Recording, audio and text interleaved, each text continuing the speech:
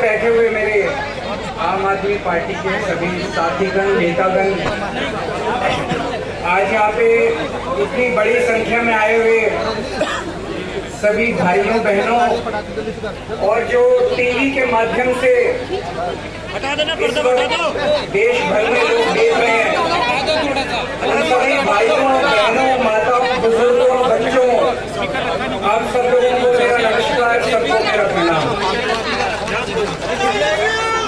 I love you too. सबसे पहले मैं ऊपर वाले का शुक्रिया अदा करता हूँ, भगवान का शुक्रिया अदा करता हूँ, जिनकी हमेशा हम लोगों के ऊपर बहुत कृपा रहती है, बहुत आशीर्वाद रहता है भगवान का, भोलेनाथ का, हनुमान जी का बहुत आशीर्वाद रहता है। इसी वजह से इतनी बड़ी बड़ी मुसीबतों से निकल के हम लोग आते हैं। इतने बड़े बड़े सामने हमारे दुश्मन हैं जिनसे लड़के हम लोग सफल होते हैं। एक छोटी सी पार्टी जिसने इस देश की राजनीति बदल के रख दी। मैं इसीलिए सबसे पहले ऊपर वाले का पूरे सम्मान के साथ शुक्रिया अदा करता हूं और आशीर्वाद चाहता हूं।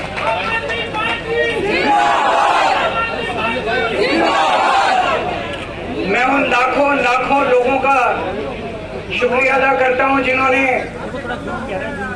हम लोगों के लिए, जब हम लोग जेल में थे, मैं, मनीष सिसोदिया जी, संजय सिंह जी, विजय नायर जी, अभी सविंदर जैन जी हैं, अमानतुल्लाह खान है, उनको वो भी जल्दी आएंगे मैं उम्मीद करता हूँ।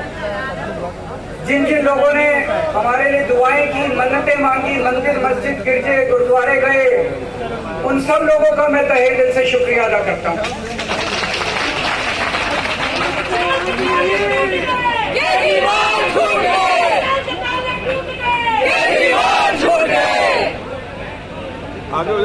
जेल में काफी वक्त मिला सोचने का, पढ़ने का, और कई किताबें पढ़ी, पॉलिटिकल किताबें पढ़ी, अपने स्वतंत्रता के आंदोलन की किताबें पढ़ी, गीता कई बार पढ़ी, रामायण पढ़ी, महाभारत पढ़ी।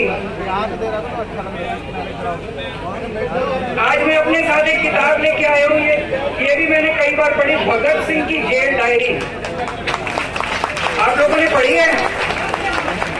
पढ़ना इसको जरूर, खरीद लेना, खरीद के इसको पढ़ना, भगत सिंह की जेल डायरी। जब भगत सिंह जेल में थे आज से 90-95 साल पहले, उन्होंने जेल के अंदर अपने लेख लिखे थे, वो लेख इसमें है। और जेल के अंदर से उन्होंने बाहर कई लोगों को खत लिखे थे, उन्होंने अपने क्रांतिकारी साथियों को खत लिखे थे, उन्होंने देश के युवाओं के नाम खत लिखे थे। बलिदान से पहले साथियों को अंतिम पत्र 22 मार्च 1931, ये खत उन्होंने जेल से लिखा और उनके साथियों तक पहुंचाया अंग्रेजों ने। बटुकेश्वर दत्त की बहन प्रोमिला को पत्र, बचपन के दोस्त जयदेव गुप्ता को पत्र, वाइसरॉय को पत्र, ये सारे पत्र अंग्रेजों ने भगत सिंह के पहुंचाए। युवाओं के लिए जो पत्र लिखा, वो पत्र बकायदा युवाओं के एक सम्मेलन में पढ़ के सुनाया गया। भगत सिंह की शहादत के 95 साल बाद आजाद भारत के अंदर एक क्रांतिकारी मुख्यमंत्री जेल गया। मैं अभी जेल गया, मैंने जेल से एक ही पत्र लिखा था एलजी साहब को। 15 अगस्त था, देश का स्वाधीनता दिवस था, देश के आजादी के दिवस के ऊपर दिल्ली का मुख्यमंत्री दिल्ली सरकार की तरफ से झंडा फहराता है। मैंने एलजी साहब को 3 दिन पहले चिट्ठी लिखी, 15 अगस्त के 3 दिन पहले, कि एलजी साहब, मैं चूंकि जेल में हूं, मेरी जगह आतिशी जी को झंडा फहराने की इजाजत दी जाए। कुछ गलत तो नहीं लिखा?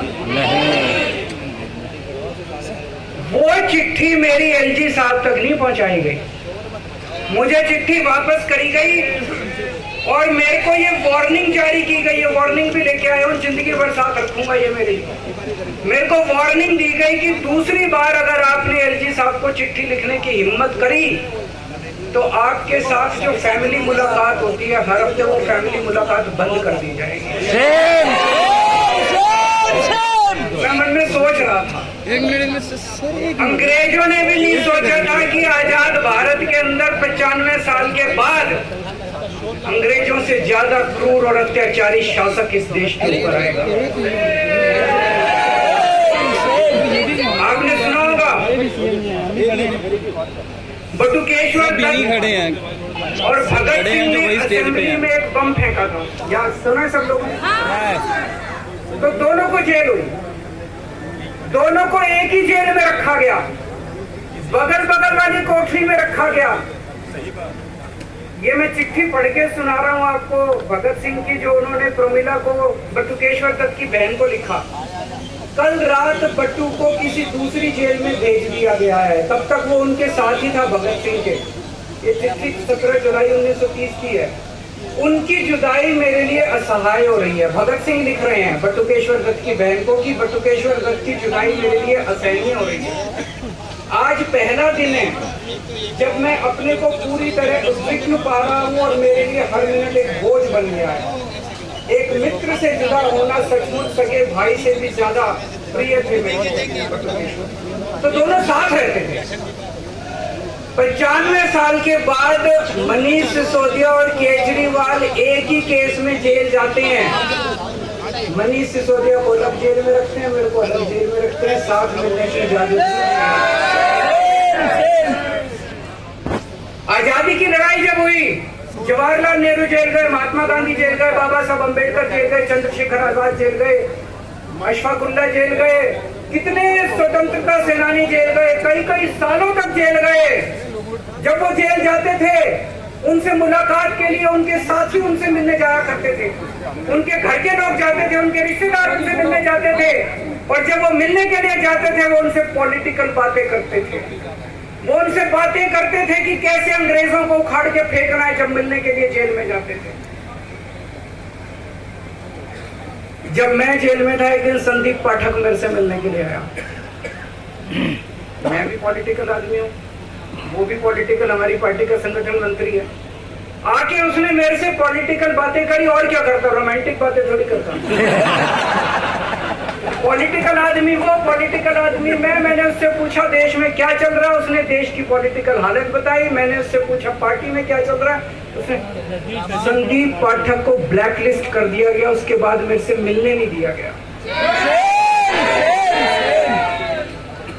भगत सिंह जब फांसी पे चढ़े, उन्होंने सपने में भी नहीं सोचा था कि ऐसा भारत होगा।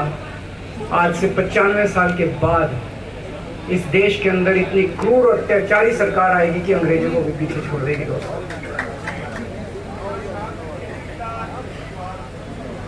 मुझे जेल क्यों भेजा इन लोगों ने? ऐसा नहीं कि केजरीवाल ने कोई भ्रष्टाचार किया, वो इनको भी पता है, मेरे को भी पता है, आपको भी पता है। इन्होंने जेल क्यों भेजा मेरे को? इनका मकसद था आम आदमी पार्टी को तोड़ना। इनका मकसद था केजरीवाल के हौसले को तोड़ना, केजरीवाल की हिम्मत को तोड़ना। इन्होंने फॉर्मूला बना रखा है। आप देख रहे हो किस तरह से एमएलए तोड़ दो, एमएलए खरीद लो, ईडी भेज के डरा दो, सीबीआई भेज के डरा दो, फर्जी केस कर दो, जेल में डाल दो, पार्टी तोड़ दो। महाराष्ट्र में कैसे उन्होंने 2-2 राष्ट्रीय पार्टियां तोड़ दी, पार्टी तोड़ दो, सरकारें गिरा दो और अपनी सरकार बना दो। इनको यह लग रहा था केजरीवाल को जेल भेज देंगे तो दिल्ली में इनकी पार्टी टूट जाएगी, दिल्ली में बीजेपी की सरकार बना लेंगे। इनको लग रहा था पंजाब की सरकार तोड़ के पंजाब में हम अपनी सरकार बना लेंगे, इनके एमएलए तोड़ लेंगे। लेकिन हमारी पार्टी नहीं टूटी, हमारे एमएलए नहीं टूटे। हमारे एमएलए तो छोड़ो, कार्यकर्ता भी नहीं टूटे। इनकी बड़ी बड़ी साजिशों के खिलाफ, बड़े बड़े षड्यंत्रों के खिलाफ केवल आम आदमी पार्टी में ताकत है जो आज इनका सामना कर। इनको लगा केजरीवाल के हौसले तोड़ देंगे।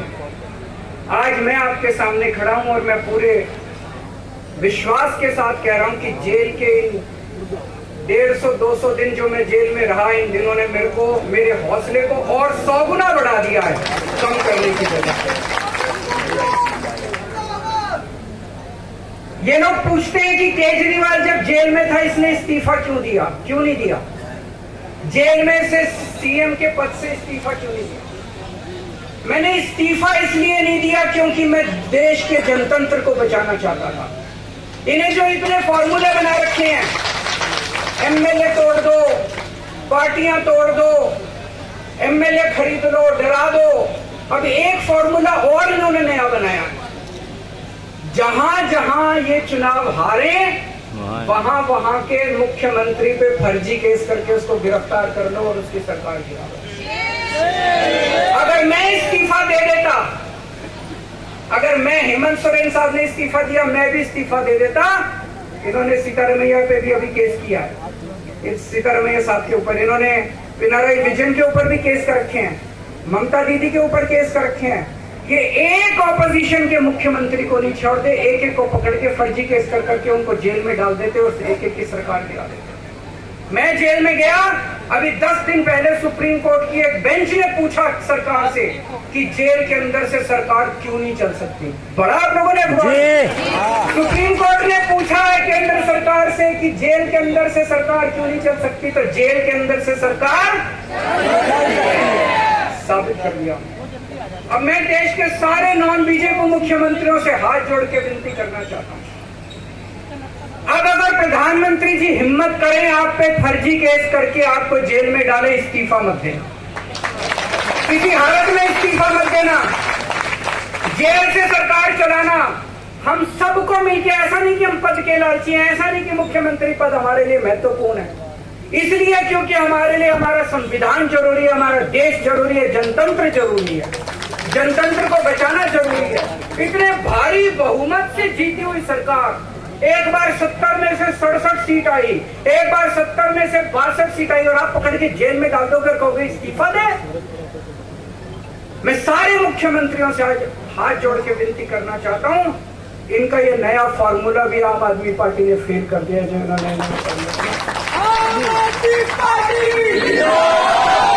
संघर्ष करो।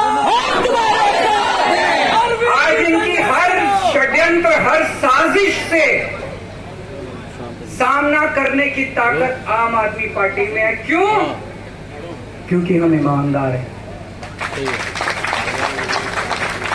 दिल्ली में सरकारी स्कूल थे, गरीबों के बच्चे सरकारी स्कूल में पढ़ने जाए, सरकारी स्कूलों की हालत बहुत खराब थी, गरीबों के बच्चों का कोई भविष्य नहीं था।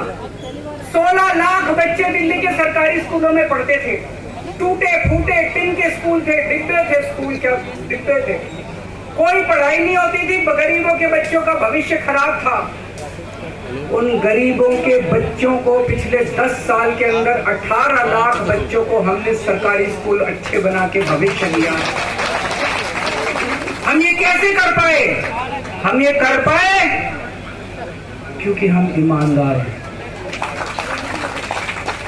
आज अगर किसी के घर में कोई बीमार हो जाए, प्राइवेट में ले जाओ, लाखों लाखों रुपए खर्च हो जाते हैं। अगर थोड़ी सी सीरियस बीमारी हो, छोटी सी बीमारी हो, 10-15 हजार रुपए कहीं नहीं गए बड़े बड़े अस्पतालों में।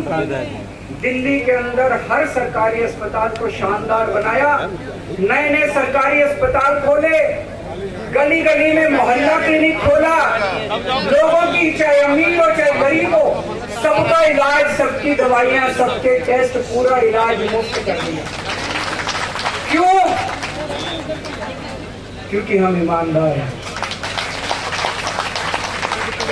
आज दिल्ली की महिलाएं जब बस में सफर करती हैं उनकी टिकट नहीं लगती, बाकी देश की सरकारी घाटे में चल रही है, दिल्ली की सरकार ये सब सुविधा देने के बावजूद फायदे में चल रही है। क्यों? क्योंकि हम ईमानदार हैं। आज दिल्ली के अंदर इतनी सुविधाएं, 24 घंटे बिजली आती है आज दिल्ली में, पहले 8-8 घंटे के पावर लगते थे। हम ये कर पाए क्योंकि हम ईमानदार हैं। आज दिल्ली के लोगों को फ्री बिजली मिल रही है, कैसे? क्योंकि हम ईमानदार हैं।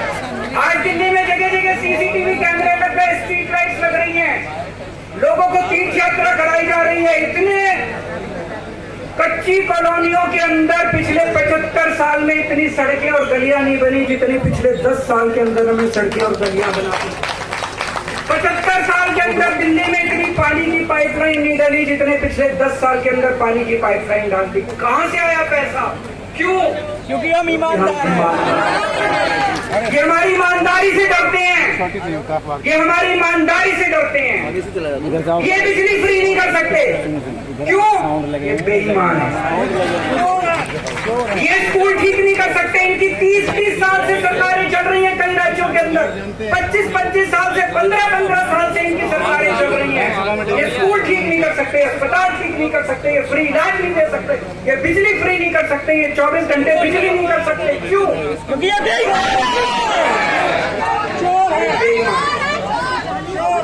आज इन्होंने ईडी छोड़ दी, इनकम टैक्स छोड़ दिया, दिल्ली पुलिस छोड़ दी, इतने केस कर दिया हमारे ऊपर, और हम डट के खड़े हैं इनके खिलाफ, इनका मुकाबला कर रहे हैं क्योंकि हमें मानना।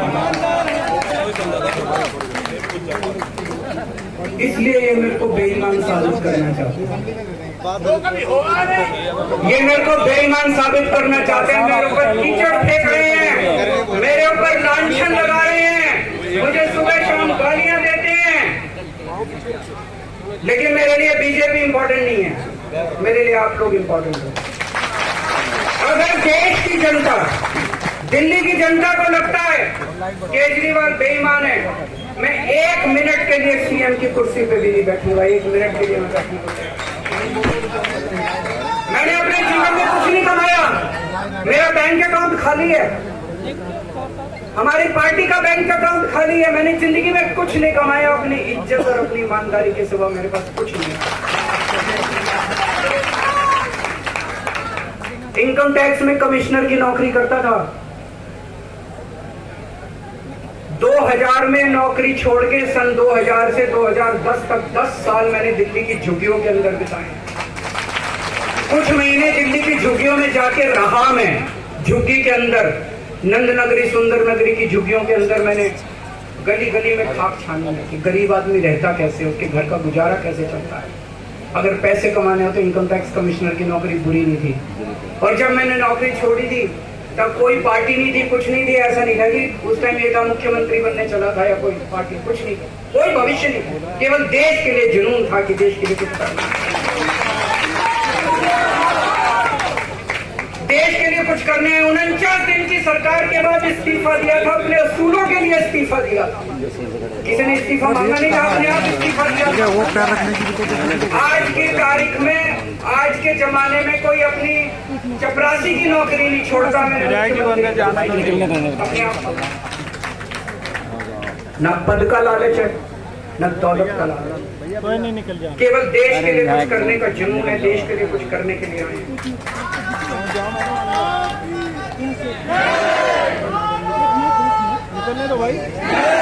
इन्होंने मेरे ऊपर आरोप लगाए, मनीष जी के ऊपर आरोप लगाए।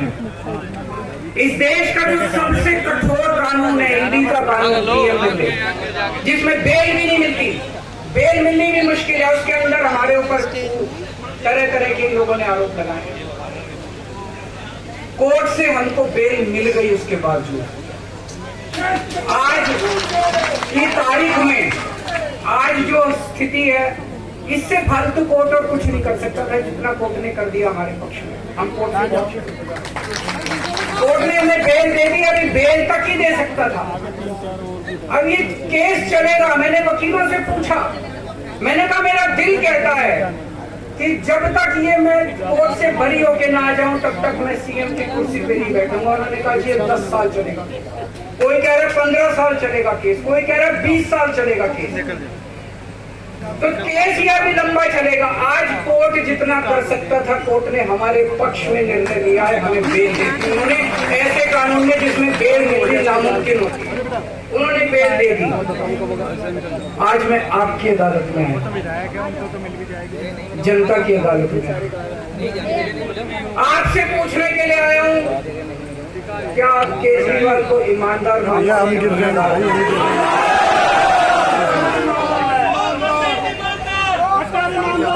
मैं दिल्ली की जनता से पूछना चाहता हूं, मैं देश की जनता से पूछना चाहता हूं कि क्या केजरीवाल ईमानदार है कि गुनाहगार है?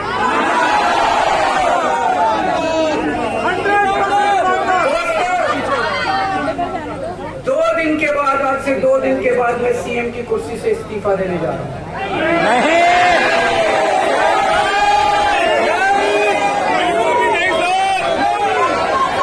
और मैं तब तक सीएम की कुर्सी पे नहीं बैठूंगा जब तक जनता अपना फैसला ना सुने। गली में जाऊंगा, घर में जाऊंगा, और जब तक जनता अपना फैसला ना सुना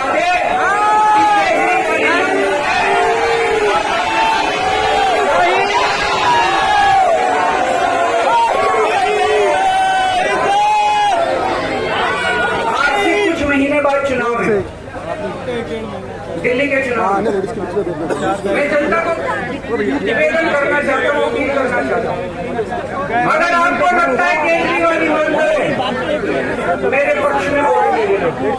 अगर आपको लगता है केजरीवाल गुनाहगार है, आप अगर मेरे को अपराध का एक वोट मेरी ईमानदारी का सर्टिफिकेट होगा।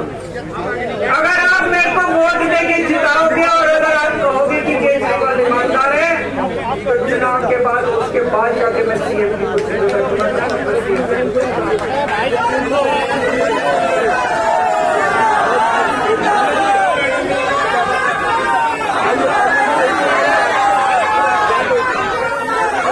आपको लगा होगा अभी अभी जेल से रिहा होके आया है, ये कह सकते हो? अभी अभी जेल से रिहाई होके आया है, अब ये इस्तीफा क्यों दे रहा है? इन्होंने मेरे ऊपर आरोप लगाया है, इन्होंने आरोप लगाया है कि केजरीवाल चोर है, इन्होंने आरोप लगाया है केजरीवाल भ्रष्टाचारी है, इन्होंने आरोप लगाया है केजरीवाल ने भारत माता के साथ धोखा किया है। ये करने के लिए नहीं आया था मैं, सत्ता से पैसा और पैसे से सत्ता, इस खेल के खेलने के लिए मैं नहीं आया, मैं देश के लिए कुछ करने के लिए आया। जब 14 साल के बाद भगवान राम वनवास से लौटे, सीता मैया को अगली परीक्षा देनी पड़ी। आज मैं जेल से आया हूं, मैं अपनी अगली परीक्षा देने के लिए तैयार।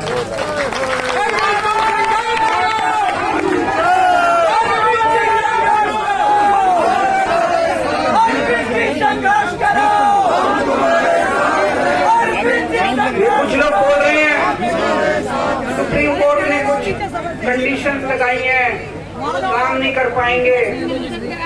पिछले 10 साल में इन लोगों ने कंडीशन लगाने में कोई कसर छोड़ी थी? एलजी साहब ने कंडीशन लगाने में कोई कसर छोड़ी थी? केंद्र सरकार ने 1 कानून, 2 कानून, 3 कानून, कानून पे कानून डाल के मेरी पावर छीन ली, पर आपके काम बंद नहीं होने दिए मैंने। ये कंडीशन हमारे लिए कोई वो नहीं रखती, कोई हमारे लिए अड़चन पैदा नहीं करती है कंडीशन। इन कंडीशन को भी देख लेंगे, लेकिन मेरे लिए जो मायने रखता है वो है मैंने अपनी जिंदगी में ईमानदारी कमाई है। अगर आपको लगता है केजरीवाल ईमानदार है, जम के वोट दे देना मेरे पक्ष में, चुनाव के बाद सीएम की कुर्सी पे जाके बैठे।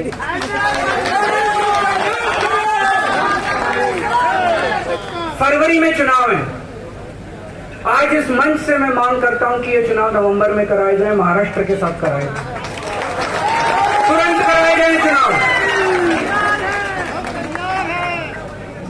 और जब तक आपका फैसला नहीं आएगा तब तक मैं जिम्मेदारी नहीं संभालूंगा। और मैं जब तक चुनाव नहीं होते, मैंने जैसे बताया 2 दिन के बाद मैं अपना इस्तीफा दूंगा।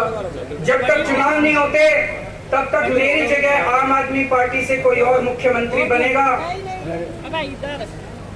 अगले 2-3 दिन के अंदर विधायक दल की मीटिंग होगी और विधायक दल की मीटिंग में अगले मुख्यमंत्री के नाम का तय किया जाएगा। मैं मनीष जी से बात कर रहा था, जो पीड़ा मेरे मन में है वो पीड़ा मनीष जी के मन में भी है। ऐसी मुख्यमंत्री इनके लिए भी मुख्यमंत्री वही सब कहा गया जो मेरे लिए कहा गया है। मनीष जी का भी कहना है कि ये दिल्ली के उप मुख्यमंत्री और शिक्षा मंत्री और मंत्री का पद तभी संभालेंगे जब दिल्ली की जनता कहेगी कि मनीष सिसोदिया ईमानदार। तो मैं और मनीष सिसोदिया, हम दोनों का फैसला आपके हाथ में है, जनता के हाथ में है। हम दोनों जनता की अदालत में जा रहे हैं, गली गली जाएंगे, जनता के बीच में जाएंगे और उनसे पूछेंगे। अगर जनता कहेगी ईमानदार है तो हम आके इसकी कुर्सी पे बैठेंगे। 2020 में आया था मैं, 2020 में मैंने कहा था, मैंने अगर काम किया हो तो मेरे को वोट देना और काम नहीं किया हो तो वोट मत देना। कहा था कि नहीं कहा था? आज मैं आपके बीच में आया हूँ, मैं कह रहा हूँ अगर मैं ईमानदार हूँ तो वोट देना, अगर मैं बेईमान हूँ तो वोट मत देना।